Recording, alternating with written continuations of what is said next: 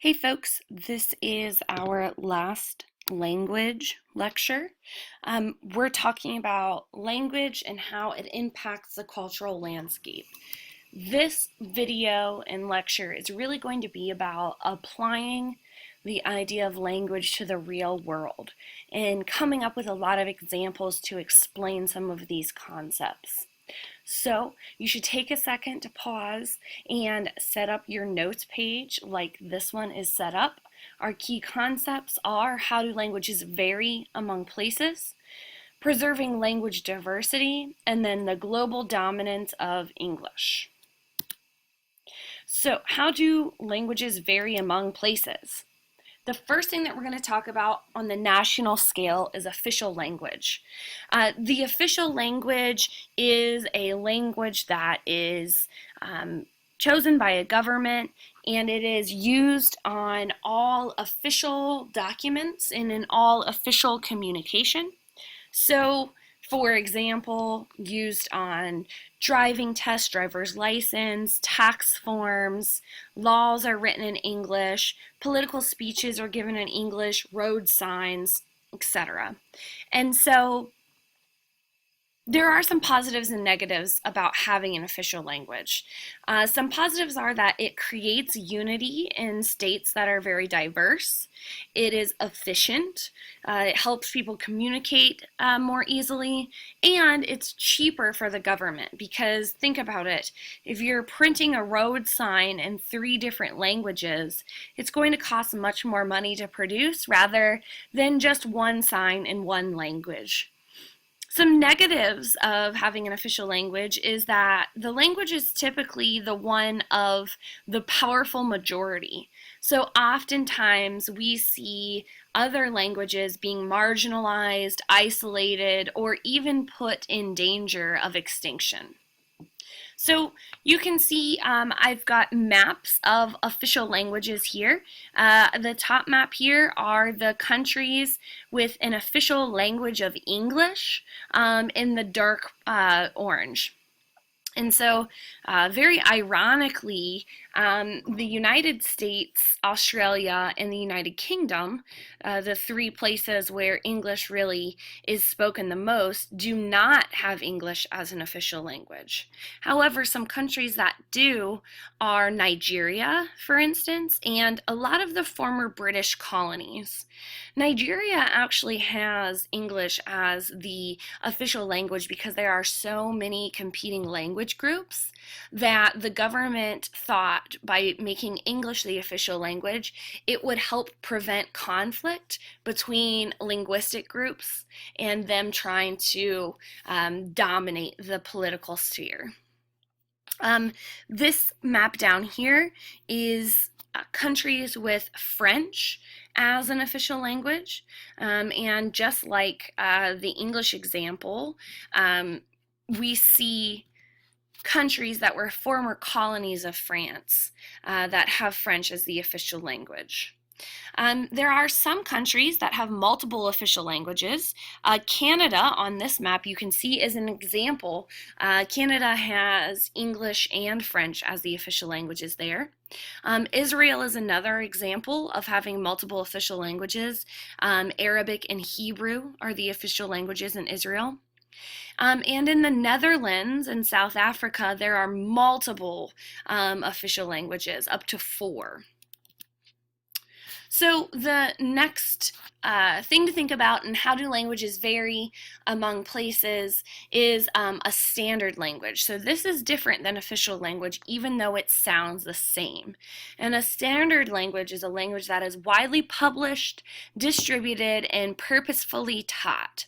So it's typically dialects that are spoken in a country's capital or some center of power. And so standard English is found in government documents, in schools, standard English is taught, and in things like newscasts. I have a picture of Queen Elizabeth here in the middle because an example is in Great Britain, the standard language is called British Received Pronunciation. And this is used by upper class Londoners, and it diffused from the cities where the colleges were located of Oxford and Cambridge. German schools, as another example, teach something called High German, and this is spoken by the upper class people in a specific region of Germany, and the standard language in China is Mandarin, but the dialect of Mandarin that is spoken in Beijing, the capital.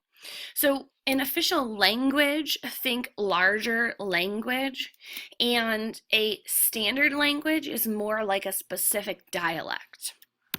So speaking of dialects, these are variants of these standard languages, and they are regional and ethnic. So that's important that they are divided along regional and ethnic lines. And so a dialect has very distinctive vocabulary, pronunciation, spelling, and pace or speed of speech. And so I'm going to focus on kind of the historical dialects in the United States. So when the colonies were settled, there were three distinct dialects. The northeastern or northern dialect, and that was the Puritans coming for religious freedom. The Midland or mid-Atlantic dialect, these were Quakers, Scots, the Irish, and Germans. And the South or the southeastern dialect is mostly characterized by prisoners, indentured servants, and slaves. And so each one of these groups had a distinct dialect before they settled in the US colonies. And so that dialect ended up diffusing through the entire country over time. And you can see the different regions of dialects here on this most updated map of the United States. However, an American dialect is a much different version of English than British dialects, right? And this is because of the isolation between the two countries. They are an ocean apart, so therefore they have different experiences, and their languages are morphed into different sounding dialects. So you can see here the map of British dialects over time. And I have a short clip for you to watch of all of the different British dialects. Received pronunciation is the great communicator. As soon as you deviate from that and you go into London speech, for example, then you lose a little bit of the communication. Cockney is based on East Anglian, Suffolk, Norfolk, Cambridgeshire. This is often by actors confused with the West Country, where the R's come in, and then you get Dorset and Somerset, get into Cornwall. Devon's slightly different, it goes into the nose a bit more like that. Then you go up north to Yorkshire. It's nice if you get a word that's got one of the predominant sounds in it, like Yorkshire. Then you cross the Pennines into Lancashire, where it gets much more flexible and fluid in the mouth. Liverpool is there too, you know, it's Scouse, it's a mixture of all kinds of sounds. One of those is Northern Irish with the raising inflections, but you don't get the raising inflections down on Dublin, where it has that poetic quality, which is sometimes thought of as being not different from Highland speech, which is also quite poetic and almost Scandinavian. And then you come down to Glasgow and into the lowlands of Scotland, where you get glottal stops and things like that. And then you come down the west coast and you're in Wales, North Wales, where it's breathy like that, and down into South Wales, where you get much heavier, and Welsh people who sometimes even sound a bit drunk. So you can see that he's speaking the same language, right? And he was speaking the British received pronunciation at the beginning. And then he goes through all of the different dialects of the United Kingdom. Very talented guy. So when we're talking about dialects, we also talk about an isogloss, and this is a geographic boundary where you can find particular linguistic features. And so an isogloss you can think about as how dialects are divided. And of course, these distinctions are not 100% accurate. There are always fuzzy borders when we're talking about language. But different dialects have different terms for the exact same thing. So some examples is how do you say a group of people, right? Do you say you guys, y'all?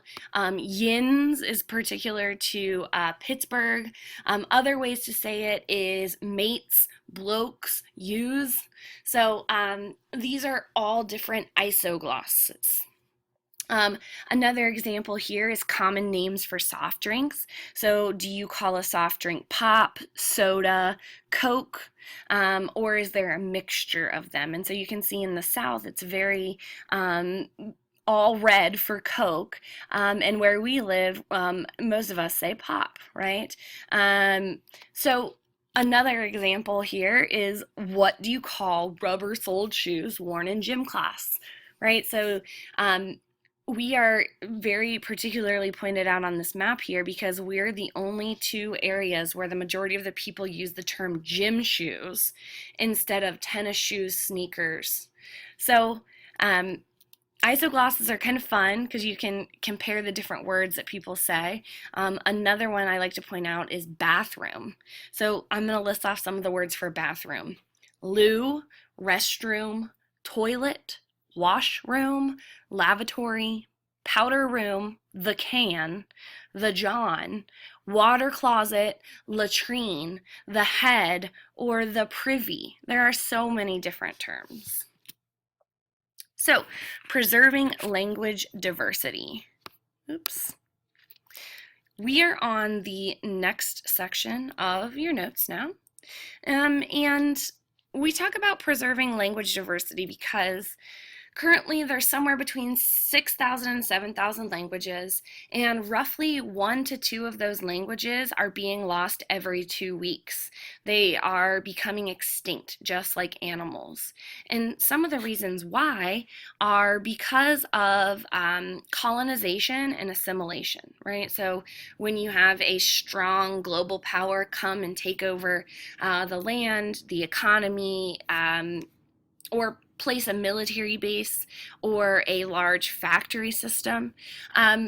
This impacts the people who live there, and that's one of the ways that languages diffuse, and it oftentimes leads to assimilation of the native language speakers that were already living there.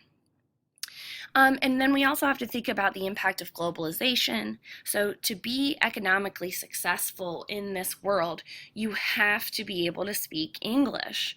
And so a lot of times, native tribes are seeing that they have to adopt this language to become players in the employment game. And also, I'd like to mention the internet is mostly published in English. And so that's another driving factor to get people to assimilate towards speaking a particular language. And so the most extinct or endangered languages, the most endangered languages that are threatened to become extinct are Native American and African tribal languages.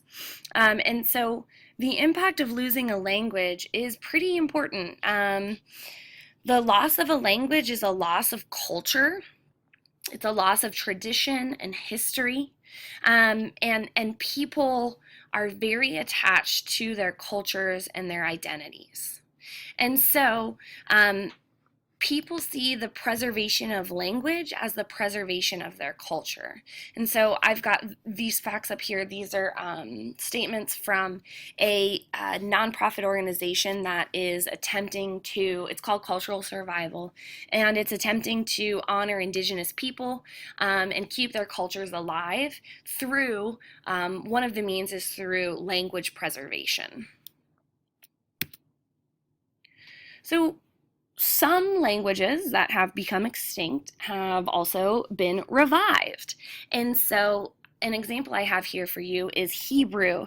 The Jewish Bible, the Torah, is written in Hebrew, and by the 4th century, before the Common Era, Uh, Hebrew was largely only used in religious services.